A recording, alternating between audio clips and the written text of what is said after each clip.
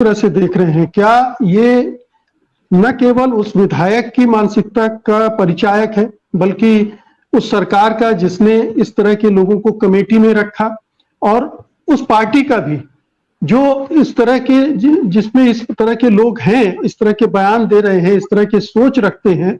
और आप ये देखिए कि ये फैसला आने के बाद से उनकी पार्टी इनका इस पूरे मामले को डिफेंड कर रही है।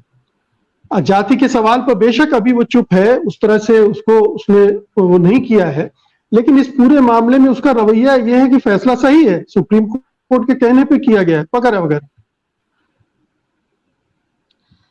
देखिए, कोई ये आज का मसला नहीं है। जी जी, ये उस पूरी विचारधारा का मसला है।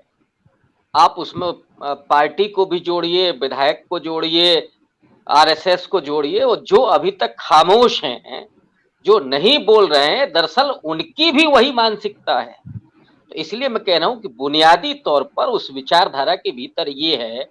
और जो बात आपने शुरू में की कि वो संविधान की शपथ लेते हैं, शपथ जरूर संविधान की लेते हैं, लेकिन दिल से वो मनुस्मृति की शपथ लेते हैं। और ये आज नहीं है। बाबा साहब डॉक्टर अंबेडकर जिस समय संविधान को लिख रहे हैं, उस पूरे संविधान सभा में वो जो पूरी प्रक्रिया चल रही है, उस समय भी इसी आइडियोलॉजी माने हिंदुत्ववादी विचारधारा के तमाम लोगों ने बाकायदा प्रदर्शन किए, बाबा साहब की जाति को लेकर के कमेंट किए, और ये कहा कि संविधान की जरूरत क्या है जब हमारे पास मनुस्मृति लागू है, और उसी को बना देना चाहिए। कुछ दिनों पहले ही एक हिंदू राष्ट्र का संविधान कुछ लोगों के, कुछ बाबाओं के द्वारा लिखा गया, और बाकायदा उसमें जो आचार संहिता बनाई गई है इसकी न्याय व्यवस्था की, उसमें भी वर्ण व्यवस्था लागू है। तो अब तो घोषित तौर पर हो रहा है। और विधायक ने जो कहा है, मुझे लगता है दिल की बात कही है। असल में वो इसी तरह का भारत चाहते हैं। और ये जो प्रथाएं हैं, वो देवदासी प्रथा क्या थी, इसी भारत में थी, इसी हिंदू व्यवस्था में थी। जो स्तन टैक्स त्रावणकोर में लागू था केरल में, वो क्या था, इसी देश में था।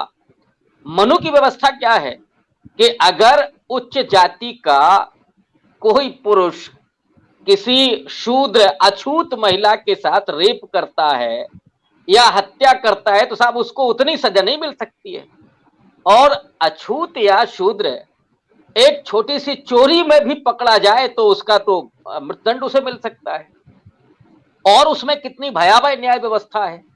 तो दरअसल ये उसी मानसिकता के और उसी विचार को पोषण करने वाले लोग हैं। तो इन्होंने कुछ भी अलग से नहीं कहा, वो चाहते ही ऐसा भारत है। और हिंदू राष्ट्र का ख्वाब क्या है, बाबा साहब ने जैसे 1940 में कहा था कि अगर हिंदू राष्ट्र जैसी कोई चीज बनती है तो वो आपदा होगी, और यही आपदा है कि जहां खुलेआम ये कहा जाए कि साहब ब्राह्मण है, उसका संस्कार अच्छा है तो उसे छोड़ दिया जाए।